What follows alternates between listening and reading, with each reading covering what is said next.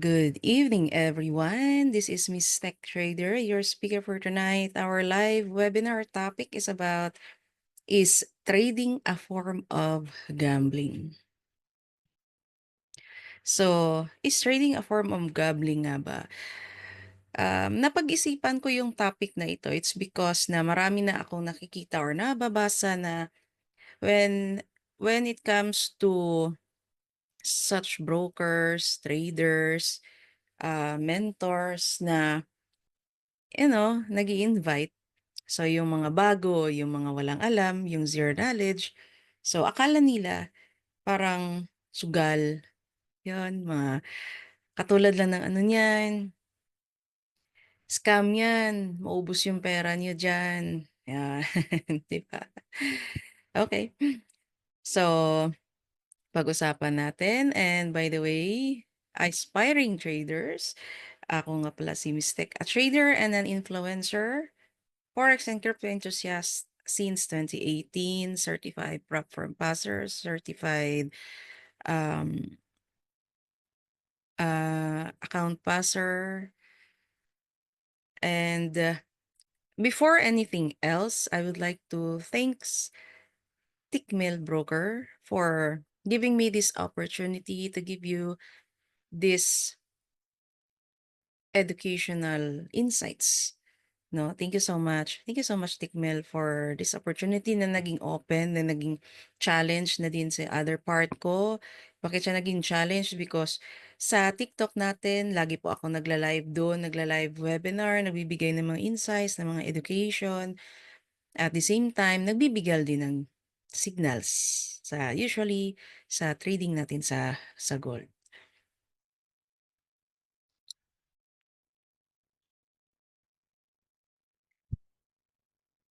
So for the introduction, trading involves buy and sell of currencies in the market. Trading. Pag sinabi natin trading in other word is a barter, a buy and sell. But we are talking here about foreign exchange.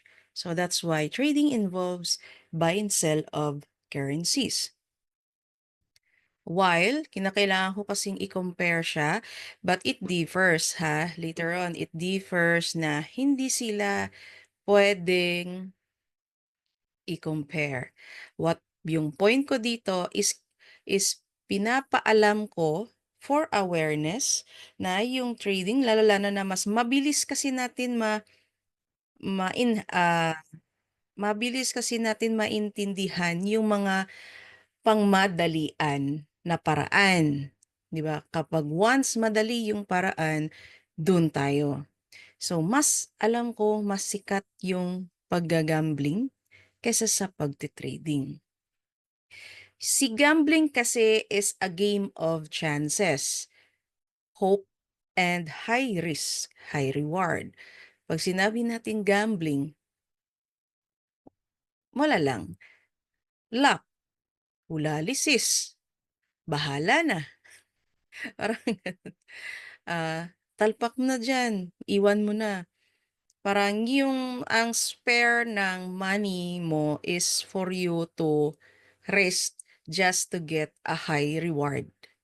Siyempre, pupunta ka naman sa gambling, di ba? Meron kang 1,000 pesos. Yung 1,000 pesos mo, parang yung gusto mo maging ROI siya agad in a matter of seconds. Pwede mo siyang gamitin pangtalpak. Whereas, kung sa trading, it depends. It varies. So, pag-usapan natin yan. So, yung contents natin is the key differences, similarities, is trading also a gambling, at saka which is better.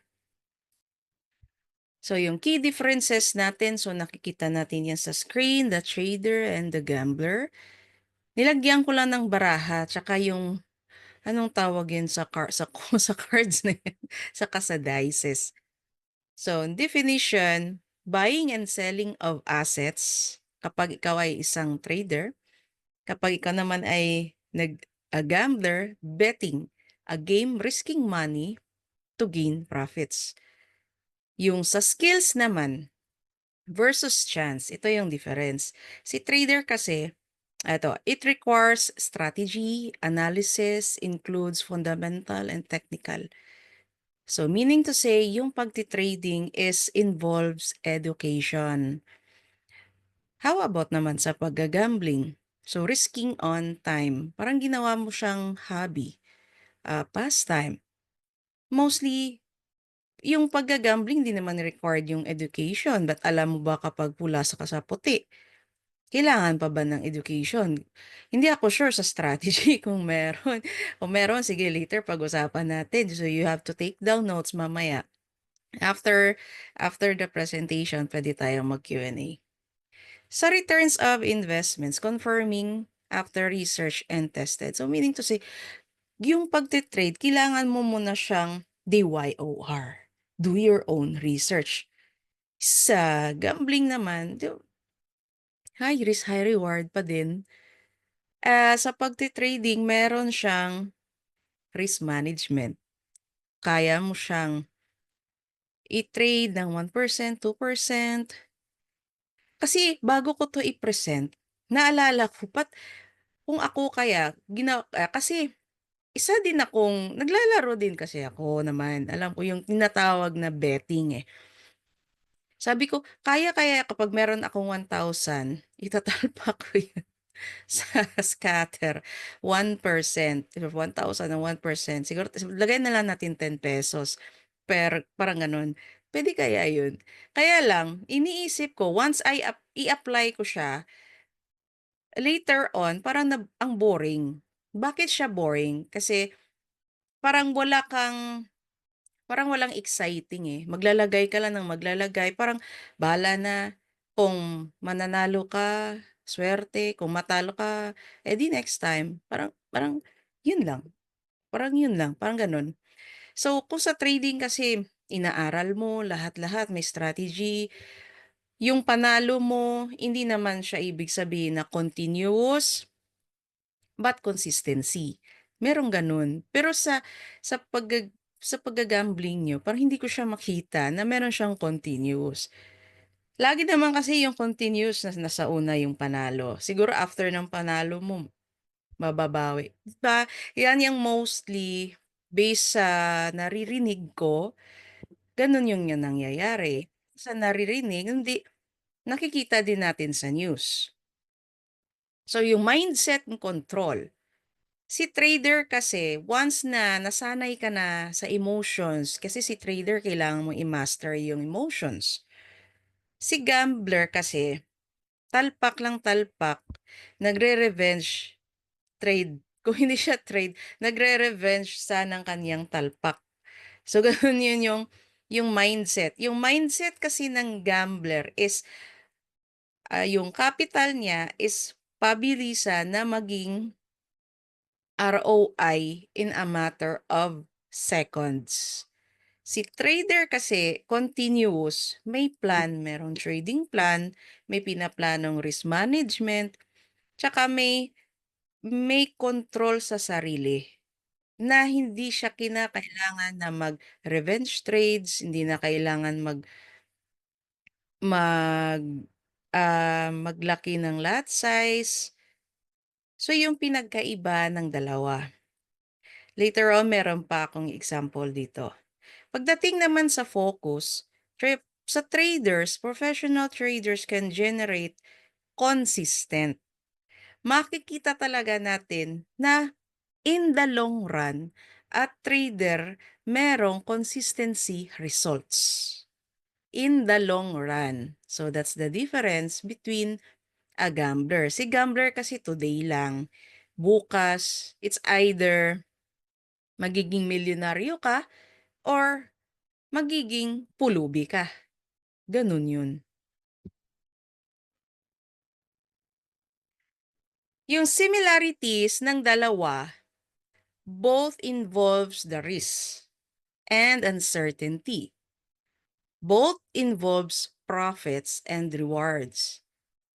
Both involves psychological mindset or decision making. Ito yung mga kapareho nila. Pero it favors to who has knowledge and skill. Sino sa dalawa yung matirang matibay in the long run, 'di ba? So, sa trader, inaaral. Inaaral ni trader lahat, ah, meron siyang knowledge bago siya magpasok ng ganito. Compare naman sa gambling na kung wala naman siyang inaaral, it's like na parang tatalpa ka lang, paswerte, luck, luck or chance. It varies to person's habit and personality. Okay? Ako, naglalaro din naman. Hindi ko naman sinasabi na wag na kayong maglaro. Yung sa tanong, I mean, yung sa quotes na kung sa inumin, drink moderation, play in moderation, lahat ng moderation is maganda. Pero lahat ng too much is siyempre hindi naman nakakaano. Yung gambling kasi sa akin, paminsan-minsan lang medyo parang medyo nabo-bored na ako, medyo something na parang yung itong set aside na money, pwede ko siyang laruin just for fun. For fun, it's either manalo ako. Pag manalo ako ng doble, hindi kasi ako ganun na consistency din yung game ko. Kapag once nanalo ako, this is the reality, naglalaro din ako, pero never pa akong natalo. Pag, once nanalo ako, like 2 to 3, out. Nag-out na ako, hindi na ako babalik. Kasi, yun, mindset. Kasi sa mindset mo, baka mabawi pa, sayang. 'Di ba? Panalo na eh. Kapag once ikaw nagiging gambler ka, nagiging greedy ka, yung panalo mo from mabilis kasi sa gambling eh. It's like 300% yung ROI in a matter of seconds and minutes. But that's gambling. It's either maubos na yung pera mo or mananalo ka. So it depends. That's why ang trading form of gambling is it varies to person's habit and personality. Hindi ibig sabihin na yung example, I have 1,000, nagiging 5,000, uuwi na ako. So hindi siya, ibig sabihin na yung 5,000 ko, tinalpak ko ulit ng 5,000 para magiging 10,000. So hindi siya gano'n. So it varies to every person's personality. Kung paano mo siya ilalaro, paano mo siya i-apply, paano mo i-co-compare yung trading tsaka yung pagga-gambling mo. Magkaiba. If a trader will not engage in proper education, then his results in trading will be the same as gambling. Ayun, naglalaro ako, nanalo ako ng 5,000. Parang wala lang, naglaro ka na, luck, swerte. Pero kung yung 1,000 ko, pinasok ko yun sa trading, ginawa kong gambling, ng walang trading plan, ng walang risk management, for sure, tatalpak ko siya eh. Or lahat naman dito is forex eh.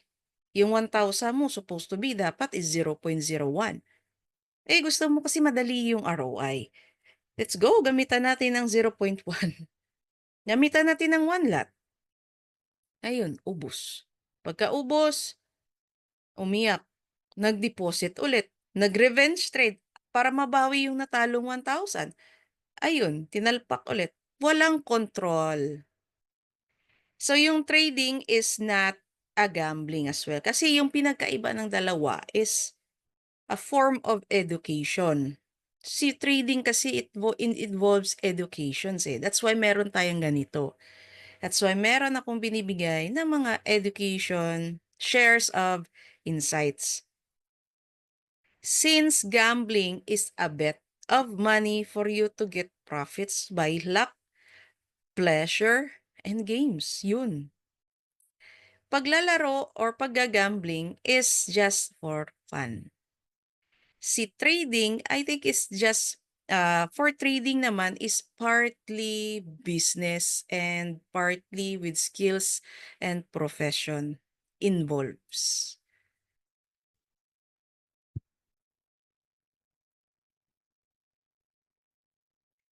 So, dito sa picture na ito, actually kinuha ko lang naman 'to sa Google, eh, for you to picture out the differences. Is it a gambling or trading? Kapag sa gambling kasi, yung risk mo is random. Kapag trader ka naman, risk mo is calculated. Bakit namin sinabing calculated? Sa capital mo na 'yan, 'di ba, partly yung sa risk management natin is nagtre-trade po tayo ng 1 to 2%. Sa gambling naman is tatalpak ka kapag meron kang 1,000, tatalpak ka sa puti ng 100, tatalpak ka ng 100 sa red, bahala na kung paano mo siya imu-multiply, paano mo siya i paglaruan yung pera mo. Sa gambling wala nang kailangang plano. Ano pa ba iplano mo?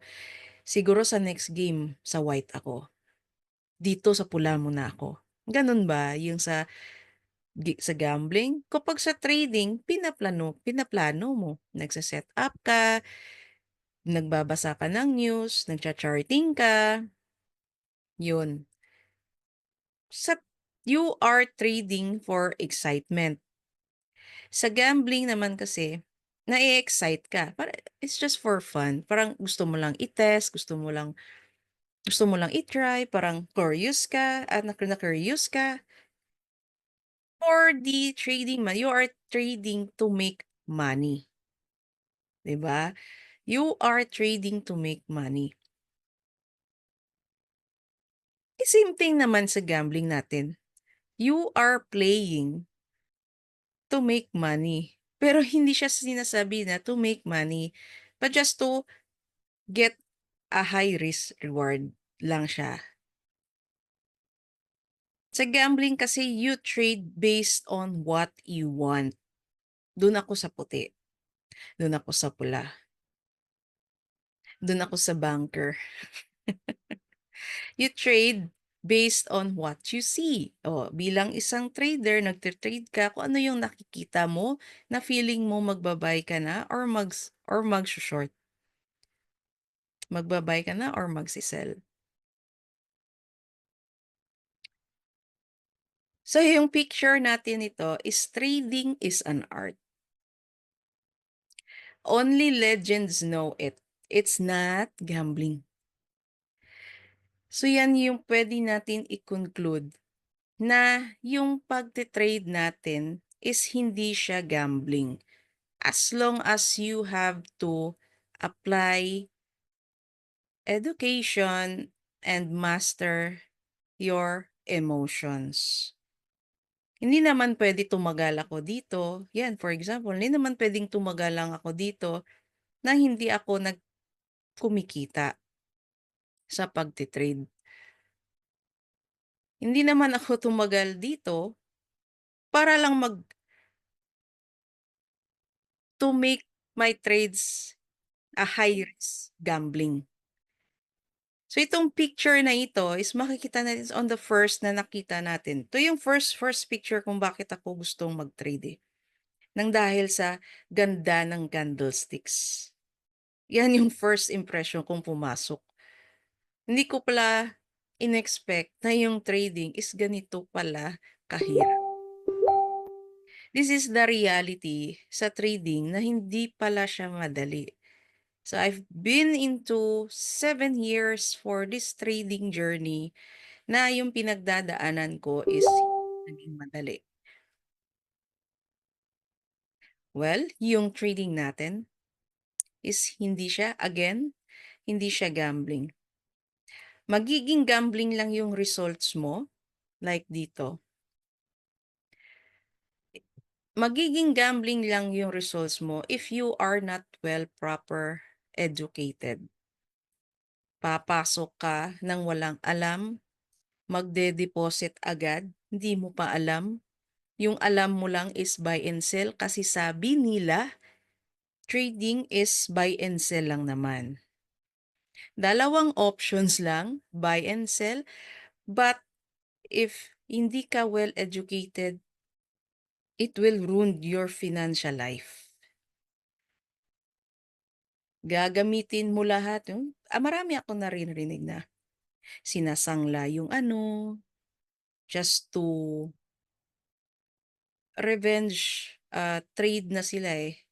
Sinasangla yung I don't know, yung bahay, yung sasakyan, magde-deposit ulit gagamit ng malaking lot size para mabawi yung previous losses. So what if natalo ka ulit? It's because trading is not gambling. You have to apply it. So, yung purpose ko dito is for you to realize.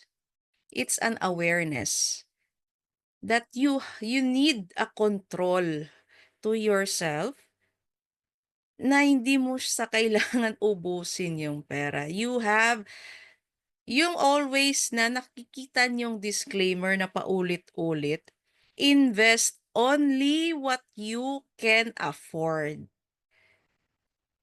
Medyo mahirap siyang intindihin sa karamihan tapos 'pag natalo, yun may sinasabing na bawal sa mga umiiyak. Lagi na yan, may disclaimer na nga, eh. Invest only what you can afford. Yung afford nyo bang mawala? Meaning to say, na-set aside nyo na yung ganyang budget to use that money to trade and partly to use that as part of your business in trading. You don't need to uh, loan. Maglo-loan kayo, it's because naririnig niyo sa mga mentors niyo, nakikita niyo sa screen, nakikita niyo sa news, yung iba nanalo ng milyon-milyon or folded. No. Masyado lang po kayo na-disturb sa ganyang mga nakikita niyo. Na-e-envy kayo. Gusto ko may gano'n din ako. Gano'n din ako.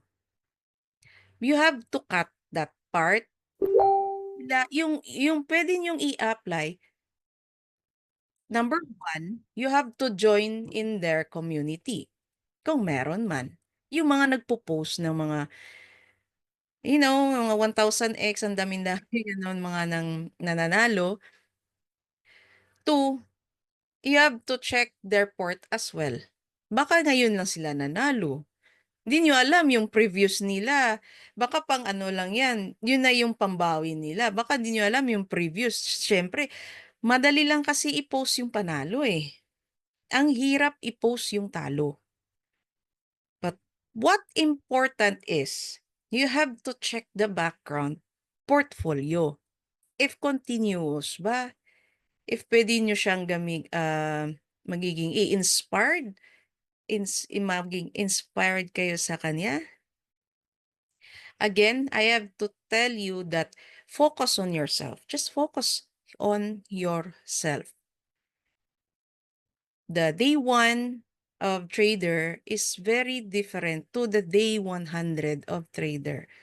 Always ko yan sinasabi during my webinar na what if na yung si day one naging umabot na sa day 100 ni trader. So on that day, sa day 100 niya, malay mo mas magaling pa siya sa day 100 na inspired ng day one.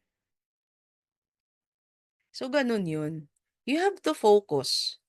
Do not do not engage into gambling. Kasi mahirap. Magga-gambling lang kayo. Mahirap yun. Ah, learn first. Learn first to educate yourself before engaging sa trading. Magkaiba yung inaaral sa ginagawang paglalaro. Yung trading is partly inaaral yan. Hindi siya one time, big time. Hindi siya rich quick scheme. Sa gambling doon, dalawa yun eh. Kasi it varies. It varies to habit and personality. Ako naglalaro din. nagte-trade din. So, alam ko yung differences, alam ko yung feeling. So again, please do not put all your eggs in one basket. And please focus on yourself and focus on yourself and 'wag na masyadong engage sa mga nakikita niyo. Kasi magfi-feel ano kayo, eh, parang nafi-feel mo kulang ka. Kahit nga ako, eh, lalo na kung marami kayong nakikita dun sa mga nag-e-airdrop. Meron akong mga nakakausap ng galing sa airdrop. Hindi naman gano'n kadali yung mga ginawa nila. Hindi siya rewarding na wala kang ginawa. Lahat ng bagay na may reward, may ginagawa ka, may effort kang binibigay. And for tonight's live webinar, I hope na marami po kayong natutunan. Thank you so much, and please do support me by subscribing, follow, like, and share. Special thanks to Tikmil.